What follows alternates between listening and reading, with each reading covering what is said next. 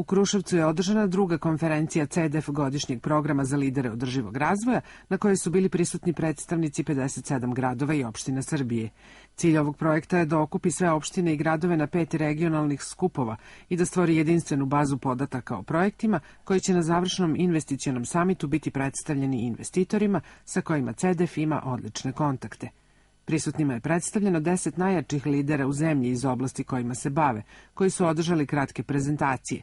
Na kraju današnje konvencije uručene su povelje za lidere održivog razvoja predstavnicima 20 opština i gradova, među kojima je i opština Paraćin, a povelju je primio zamenik predsednika opštine Jugoslav Lukić. Jedan od kriterijuma za izbor dobitnika povelje za lidere održivog razvoja bila je realna izvodljivost projekta, čije su faze realizacije isplanirane i predviđene budžetom. Delegacija opštine Paraćin zatim je prisustvovala panel diskusijama iz oblasti energetske efikasnosti, korišćenja obnovljivih izvora energije i zaštite životne sredine, o čemu već ima projekte po kojima je prepoznata kao opština koja želi da poboljša uslove za život svojih građana.